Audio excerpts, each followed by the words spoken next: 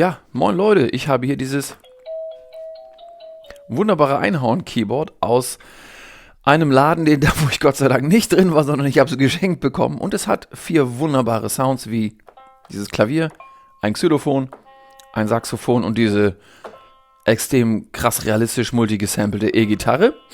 Und das Schöne an diesem Spielzeug ist, es hat so ungefähr 2 Oktaven, ne, fängt hier bei F an, hört bei E auf. Und das Schöne daran ist, dass es einfach so billig ist, dass ganz viel Störgeräusche drin sind und das Tuning auch nicht wirklich stimmt. Man hört den Tastenanschlag sehr und auch das Loslassen der Tasten macht schöne Geräusche. Und man hört auch, dass das Tuning der einzelnen Instrumente nicht mal gleichmäßig ist. Und ich habe all diese Störgeräusche mit aufgenommen und daraus ein Sample-Instrument für Ableton Live gebaut, habe noch ein paar Effekte hinten dran gehangen, damit man richtig geil kreativ werden kann. Und wie das geht, zeige ich dir jetzt am Bildschirm. Wenn du das Projekt aus dem Projektordner, aus dem Finder öffnest, wird dieses Basisprojekt angezeigt und auch der Panel mit den Instructions geöffnet. Hier sind die Parameter einmal auch erklärt in diesem Lessons Panel und wir gehen jetzt einmal kurz durch. Dazu habe ich dieses Projekt vorbereitet. In dem Preset, was hier auf der dritten Spur geladen ist, habt ihr auch hier ein paar Makrovariationen. Das erste sind die Luck Keys. Wenn ich die spiele, hört man, dass wir so einen klassischen Piano-Sound haben. Dieser zweite Parameter Sound, der blendet zwischen den 4 Preset-Sounds des Instruments über. Das heißt, ne, der Makroad geht von 0 bis 127, geteilt durch 4, also hast du etwa immer so in 40er Schritten so das reine Preset. Ne, bei 0 das Piano, bei ungefähr 40 das Xylophon, bei 80 das Saxophon und bei 120 die Gitarre und bei 127 na, das findest du ja raus. Das Instrument hat nämlich einen wunderbaren Stand-by-Sound. Ja, das darfst du aber selber rausfinden. Alright, ich bleibe mal bei meinem Piano-Sound, drehe Reverb und Delay ein bisschen runter. Cutoff und Width auch auf Standard, das sind so die Ausgangswerte. Und wenn ich jetzt den Sound spiele, dann hört man, dass der Sustain der Sounds relativ kurz ist. Das ist aber ebenso, wie das Sample ist. Wenn du die Tasten länger hältst, dann hörst du am Ende auch die Störgeräusche der Note-Off-Events, also wenn man die Tasten jeweils loslässt. Klack, ne? Ob du die drin hast oder nicht, hängt also einfach von der Länge der MIDI-Noten ab, so wie du sie einspielst. Mit dem ersten Parameter, dem Start-Offset, kannst du bestimmen, wie die Störgeräusche am Anfang wiedergegeben werden. Wenn ich den auf 0 drehe, dann hörst du also auch die Note-On mechanischen Geräusche.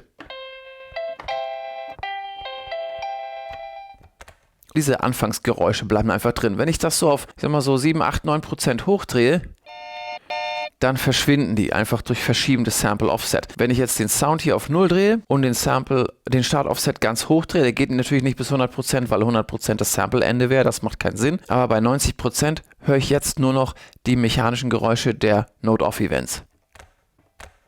Und das macht das Ganze zu so einem leicht perkussiven Instrument, was besonders dann interessant wird, wenn man die Effekte hier unten, den Genal und den Alienize hochdreht, mit ein bisschen Delay drauf.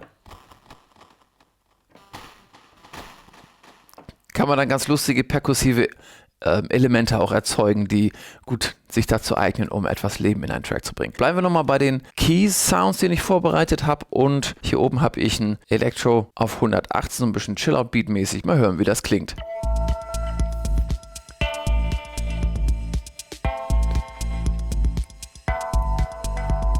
Man sieht auch hier, ich habe ein paar Parameter automatisiert, die Width zum Beispiel, das Delay und den Cutoff. Das sind so, wenn ich melodiös spiele, sind das sozusagen meine Standard-Go-Tos, während Genal und Alienize eher für mechanische, atonale Sachen sind, kommen wir gleich zu. Das Reverb habe ich übrigens auf Pitch gestellt. Wenn du es also änderst, dann verändert sich der Pitch des Reverb, das ist auch eine ganz nette Sache.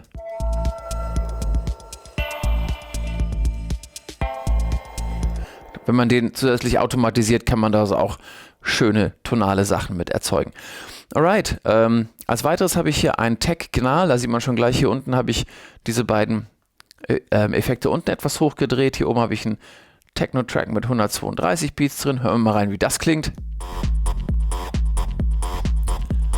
Hier ist noch keine Automation drin.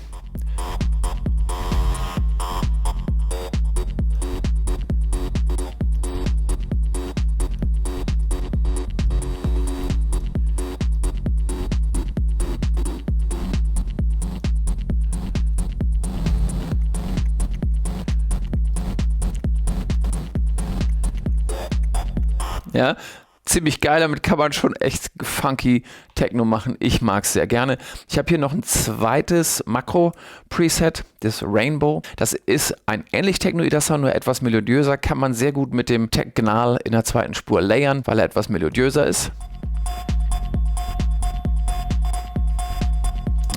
Da sieht man auch, dass hier die Effekte nur, also das Alienize ist 0, genau, nur sehr wenig drin. Durch den Start-Offset habe ich den Sound etwas verkürzt und. Dann stellt man halt mit den Parametern seinen Sound zusammen. Als letztes habe ich hier einen Heartbreaker Makro-Preset drin für einen Breakbeat-Track auf 150.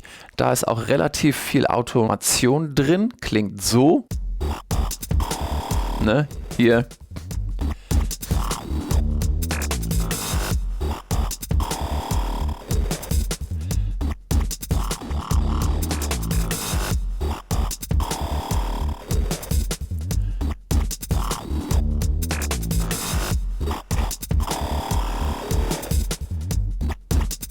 Alright, lade dir das runter. Ja, damit du mitspielen kannst mit diesem coolen Ding. Das ist mein erstes Sample-Instrument. Download-Link ist in der Beschreibung unten drin. Sag mir gerne, was du davon hältst oder wenn du damit was machst, schick's mir auch gern. Ich bin immer neugierig, was dabei rauskommt. Und ansonsten likest und subscribest du einfach gern ein bisschen und machst irgendwas anderes ein bisschen. Bis dahin sehen wir uns. Ciao.